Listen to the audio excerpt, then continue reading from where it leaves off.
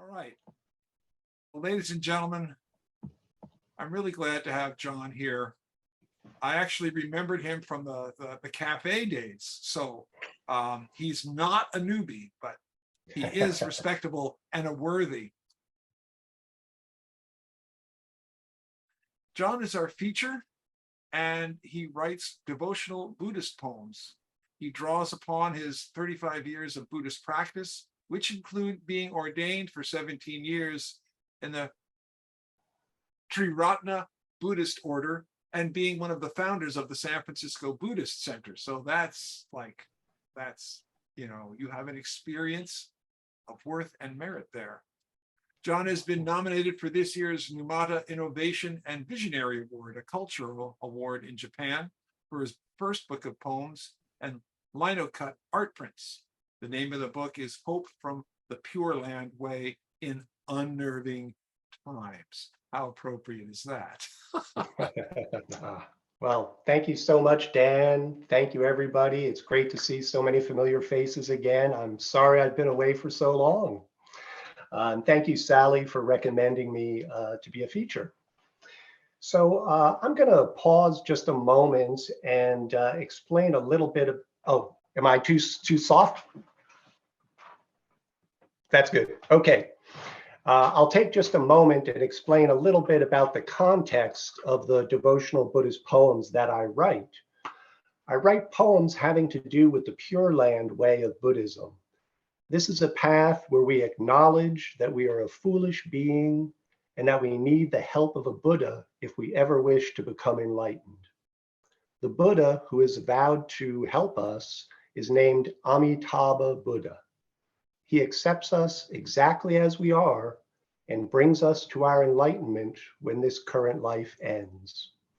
All we must do on our end is to keep up the relationship by saying his name in little batches throughout the day, what we call saying the Buddha name. So, brief intro. The first poem is called Milk Bottle. My habitual selfishness muddies my mind, leaving it like an old half-buried milk bottle. Yet through all of that grime, Amitabha sees me as a vessel for enlightenment.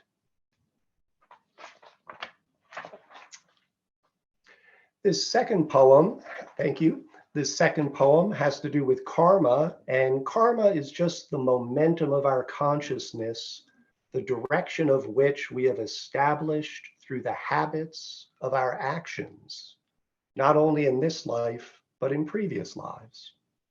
So this is called Amitabha's Karma Carries Me. I have released into the wind of Amitabha's pure karma. It carries me along, a dandelion seed parachute caught up on the breeze. There is no more for me to do. I float, I wait, knowing that when the seed touches the earth, life will remake itself. Knowing that when I get to the Pure Land, my consciousness will make the great shift, and all that was I will be enlightenment. Thank you. One of the great aspects of Amitabha is his acceptance of us with all of our faults. This poem is called We Are Here Afloat. We have been thrown unceremoniously into the sea of human existence. Adrift now for a very long time, we are here afloat in the far reaches of what people call normal. Some of us are drenched in addiction. Others tossed about by swells of bitter mental health. And sadly, so sadly, many are drowning in loss and grief. Oh, Amitabha, send your light upon us. Let us call your name in clear tones or gravelly voices. Your name, said between coughs and cussing. Bring us some small bit of the Pure Land now, for our own bad karma has us by the throat. Dreams and aspirations have become soggy and sunk away to the depths. Despite what we have done, Amitabha, despite what has happened to us, still you come to save all who call your name. Appearing warm on the horizon, you cross this sea of human consciousness quickly and pull up alongside us in your lotus boat. The golden luster of your robes reflects from the giant white lotus petals. For those of us here adrift, you lower one of the petals into the water so we may swim into its scoop and be drawn back up onto the deck.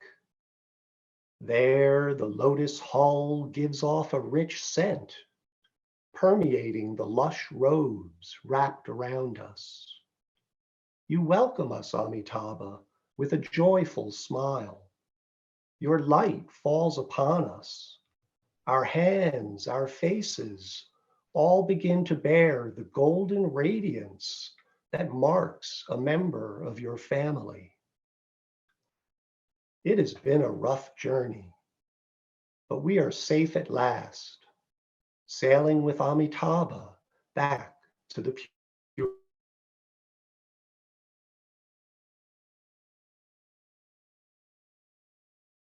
land. This one's called On the Run. I mentioned Bodhisattva, which is a being who's dedicated themselves to getting everybody else enlightened before them. So very noble people. And then I also talk about the ocean of bliss, which is just another word for Amitabha's pure land. So on the run. On the run from what I have done, the hounds of karma are close behind me. In hopes of losing the scent of all my bad deeds of body, speech, and mind, I race down to the river of my spiritual energy. But I find the river low, more a series of pools than any kind of flow of transcendent higher consciousness.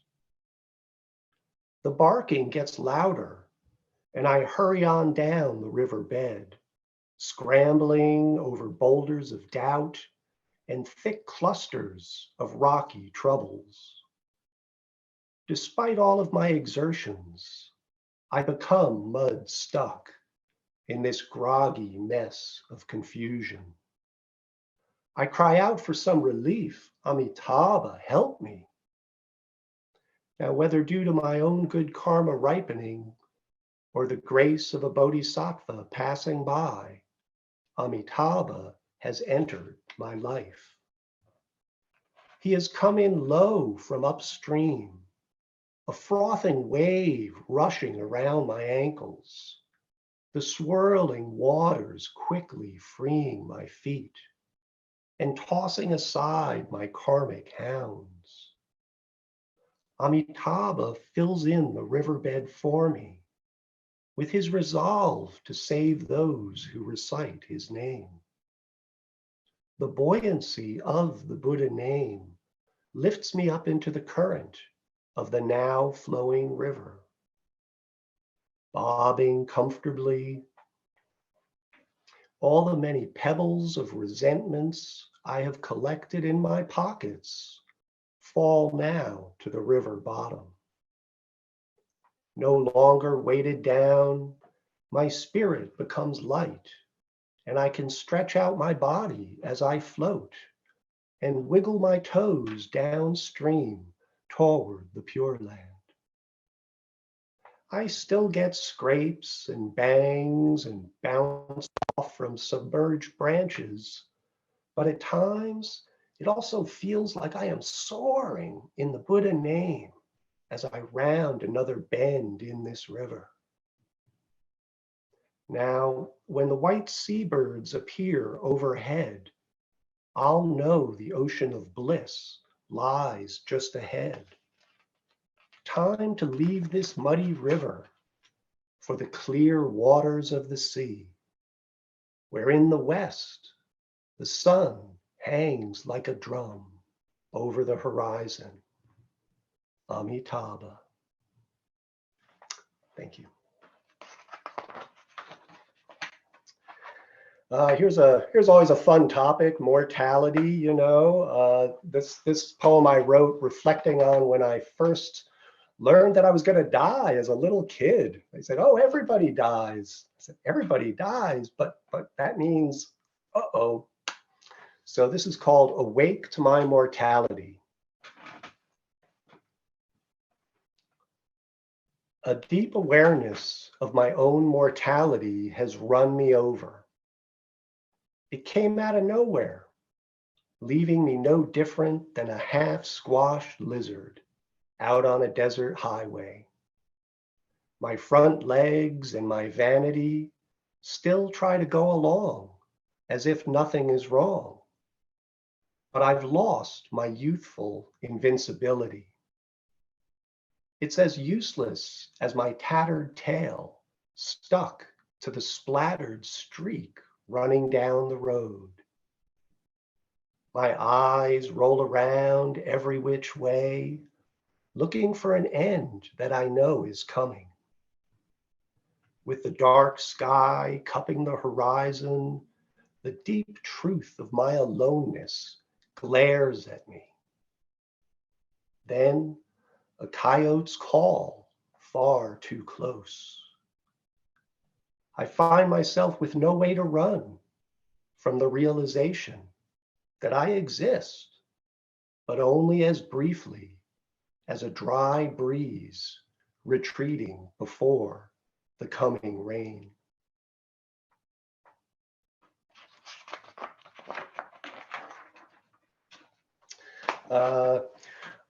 Thank you. On a lighter note, here's a little silliness for you. Do you guys remember those zoot suits with the big shoulders and all the fabric and everything? And they had the famous zoot suit riots where soldiers and sailors attacked mostly Italians in New York and Mexicans in Los Angeles way back in the 40s. But anyway, I just think those suits are really cool. So this poem is called What to Wear. And the only Buddhist term I use is Sukhavati, which is the name of the Pure Land. Amitabha's Pure Land is called Sukhavati. I'm going to introduce the Zoot Suit to the Pure Land when I get there. No off-the-shoulder robes for me. Big padded shoulders, that's what I want. Something wild to wear on my enlightened ramblings down the tree-lined lanes. I'll step out in black and white wingtip shoes to click and clatter down the bricks in the Pure Land. I'll have a gold timepiece to swing on a chain, a watch whose hands tell only of eternity. With a Sukhavati sweetie on my arm, a crystal carnation in my lapel, we'll promenade around the land of bliss. Wearing my wide-brimmed fedora, I'll tip it in devotion as we come upon strolling Buddhas, and I'll remove it with a grand flourish each time I bow to Amitabha. So if when you get to the Pure Land, everyone is wearing zoot suits, you'll know who started the trend.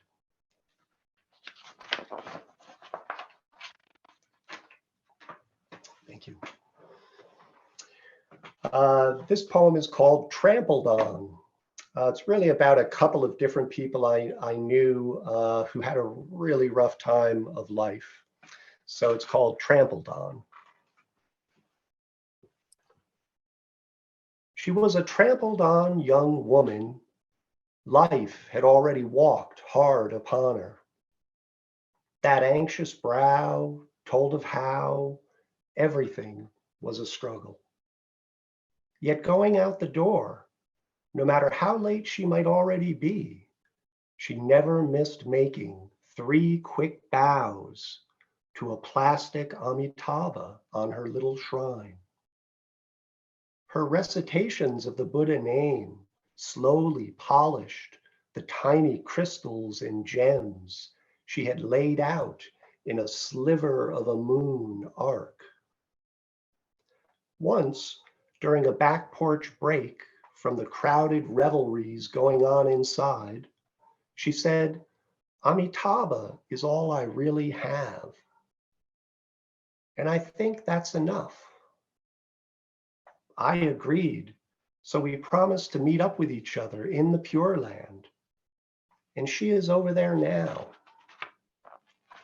The first thing she said she was going to do was to wade into one of the pools lined with gold dust sand, just so she could feel gold squishing between her toes. Me, I just want to fly, fly, fly, like I have in a dream. It will be so good to catch up with her, and she can show me around the Pure Land with her toes all sparkling gold. Now, this is no eulogy, just a voicing of rejoicing that a person tumbling through life can call the Buddha name and find equilibrium in Amitabha's light. When people pass away, we often feel sad for them, that they're missing out on life, that they're missing us and such. And this poem is called "Don't Be Sad for Me." When my karma has finally worn thin and my body is broken and blue, don't be sad for me. I have a lot to celebrate, for I will be turned loose, no longer tacked to the wheel of life after life. The human habit will be abandoned, and I will be bound for the Pure Land. You see, Amitabha knows me, knows my voice calling his name. When my breath has gone away and it won't be coming back, Amitabha will be there to meet me. Oh, to be in that moment, to finally be in his presence, just amazing. His great golden radiance, brighter than the sun, but soft as the light from a lover's bedside lamp. So I will walk out the gates of old age, sickness, and death, and go with Amitabha back to the Pure Land. There I will step out onto my lotus, floating on a turquoise lake. I'll take my seat and listen to teachings directly from Amitabha, which free my heart and purify my mind. So don't be sad for me, and you have a bountiful life yourself. When you finally do arrive in the Pure Land, come find me. Look for the musicians up in the clouds floating above, and I'll be down there below, on top of one of the bridges that curve over clear canals. There, where everyone dances in bliss. I suspect that's where I'll be spending a lot of my time. Thank you all for listening. That's it for me for today.